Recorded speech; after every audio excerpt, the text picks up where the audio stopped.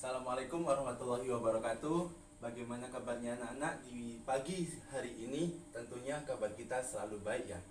Baiklah, sebelum kita memulai pelajaran pada pagi hari ini, marilah kita membaca doa terlebih dahulu. Berdoa mulai.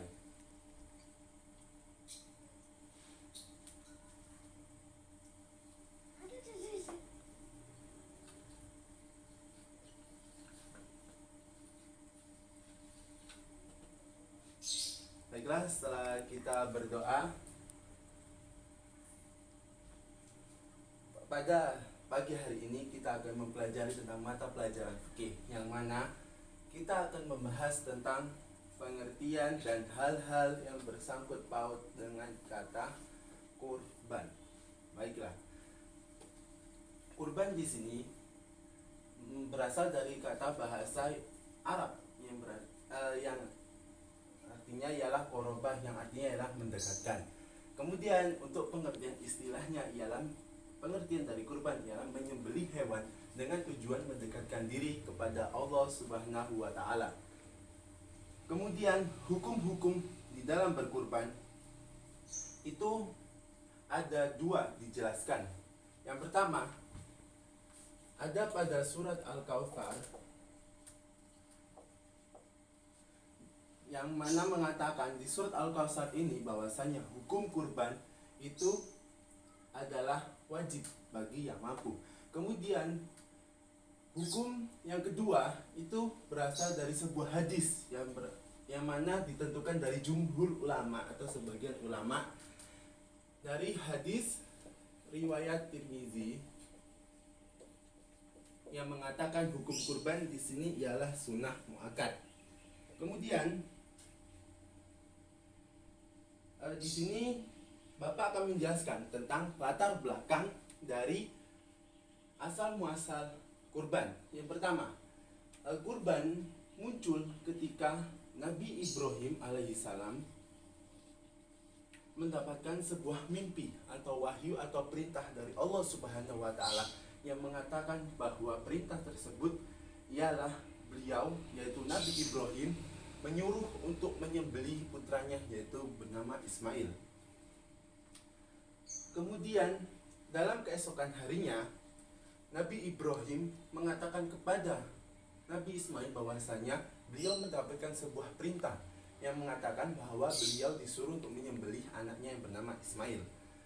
Kemudian cerita ini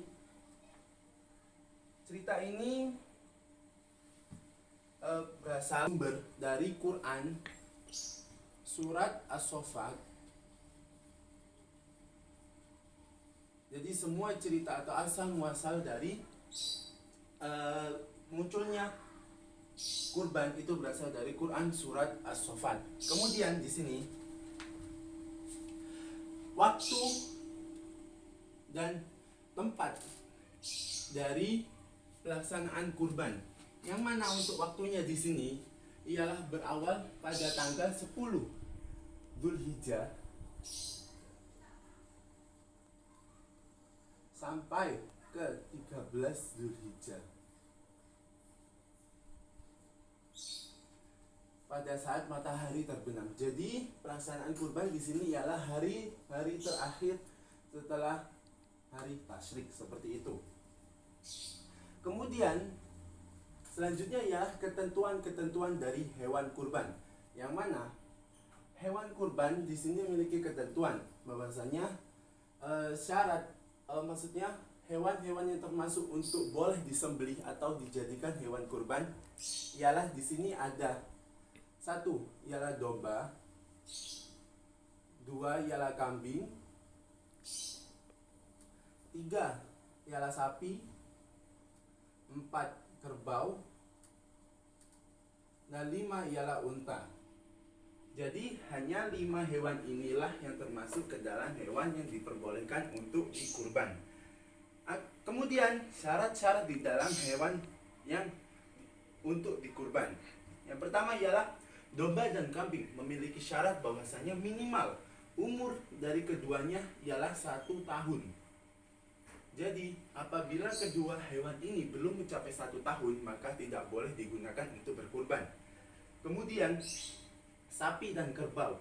Sapi dan kerbau juga sama, yang mana minimal umur dari kedua hewan ini ialah minimal 2 tahun. Pengecualian untuk hewan unta, yang mana hewan unta di sini ialah minimal dari umur digunakannya untuk berkurban minimal ialah 5 tahun. Seperti itu. Kemudian setelah dilakukannya kurban, maksudnya dari syarat-syarat hewan ini, pembahasan selanjutnya ialah sunnah-sunnah yang dilakukan dalam berkurban. Yang mana sunnah di dalam hal berkurban, lebih tepatnya ialah tata caranya. Yang pertama ialah membaca basmalah. Basmalah. Yang kedua, membaca sholawat. Kemudian yang ketiga ialah menghadap kiblat. Menghadap kiblat bagi orang yang menyembelih. Kemudian yang keempat, menggulingkan hewan kurban menghadap ke kiri atau menghadap ke kiblat. Dan yang kelima ialah menyembelih leher hewan kurban dari sebelah kiri ke sebelah kanan, jangan sampai putus. Kemudian selain dari sunnah-sunnah ini atau syarat-syarat dilakukannya kurban ialah dengan catatan alat yang digunakan atau pisau atau golok yang digunakan untuk menyembelih itu haruslah sangat tajam atau barulah diasah. Seperti itu. Dan yang terakhir ialah manfaat dari melakukannya kurban. Manfaat dari dilakukannya kurban yang pertama bagi si penyembelih.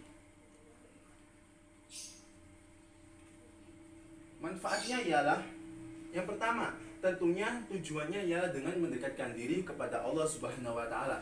Yang kedua, bentuk rasa syukur dari pemberian atau rezeki yang diberikan Allah Subhanahu wa taala. Yang kedua, manfaat bagi si penerima daging kurban.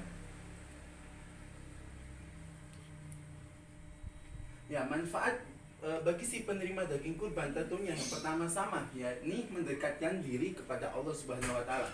Yang kedua, merupakan bentuk dari rasa syukur kepada rezeki yang diberikan melalui perantara dari si penyembelih hewan kurban kepada si penerima daging kurban. Dan yang ketiga ialah manfaat bagi halayak umum. Jadi manfaat bagi halayak umum di sini ialah daging kurban tersebut bisa menjadi manfaat dan bisa menyenangkan bagi orang-orang di sekitarnya. Selesai di pembahasan kurban, apakah ada yang ditanyakan? Jika ada yang ditanyakan, bisa tulis di kolom komentar di video tersebut. Baiklah, lanjut ke pembahasan yang selanjutnya, yakni apakah ada yang tahu pembahasan setelah kurban atau gandengan dari kurban tersebut? Baiklah, selanjutnya pembahasan yang Bapak akan bahas ialah pengertian atau hal-hal dari akikoh. Adakah di sini yang tahu tentang akikoh? Baiklah, akikoh memiliki arti, yakni rambut bayi, rambut yang tumbuh pada kepala bayi.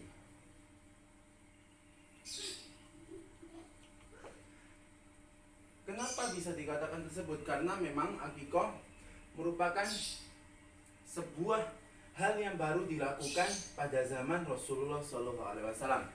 Kemudian setelah pengertian dari akikoh, hukum dari melakukannya akikoh. Hukum dari melakukannya akikoh di sini ialah sunnah. Sunnah bagi kedua orang tua si bayi tersebut. Setelah hukum, maka pembahasan selanjutnya ialah syariat dari akikoh atau asal muasal dari akikoh. Yang pertama ialah eh, asal muasal dari munculnya akikoh itu berasal pada saat Sayyidina Ali bin Abi Thalib dan Fatimah Zahra atau putri dari Rasulullah Shallallahu Alaihi Wasallam itu memiliki anak yang bernama Hasan dan Husain. Nah, jadi dari lahirnya kedua anak ini barulah Nabi Muhammad melakukan sebuah akikoh, Ali bin Abi Thalib melakukan sebuah akikoh yang mana disetujui atau diperbolehkan oleh Nabi Muhammad SAW. Kemudian ketentuan bagi hewan yang diakikoh tentunya sama ketentuannya dengan hewan-hewan yang ada pada kurban, yang mana tadi ada 5 hewan yang memiliki syarat-syarat minimal, dan tentunya tidak boleh adanya sebuah kecacatan pada hewan tersebut. Kemudian untuk ketentuan hewan bagi si jabang bayi atau bagi bayi tersebut, bahwasanya untuk yang laki-laki itu 2 ekor, entah itu 2 ekor kambing, biasanya di Indonesia atau di masyarakat Jawa itu sendiri biasanya untuk laki-laki 2 ekor. Dalam artian 2 ekor di sini adalah 2 ekor kambing. Sedangkan untuk bayi yang perempuan ialah 1 ekor kambing. Baiklah, dari sini apakah ada yang ditanyakan? Bila ada yang ditanyakan, bisa ditulis atau diketik di kolom komentar tentunya. Kemudian waktu menyembelih hewan akikoh itu ialah tentunya setelah si bayi tersebut lahir. Akan tetapi di sini ada ketentuan, yakni kelipatan 7 setelah bayi itu lahir. Contoh, ada seorang bayi yang lahir pada tanggal 1 Mei. Kemudian untuk melakukannya akikoh, maka kelipatan 7, yakni pada tanggal 7 Mei. Atau bila tidak mampu atau tidak bisa, kelipatan 7 lagi, yakni pada tanggal 14 Mei. Apabila tidak mampu juga, maka kelipatan 7 lagi, yakni 21 Mei, dan seterusnya. Baiklah, setelah ini ialah hikmah dari melakukannya akikoh.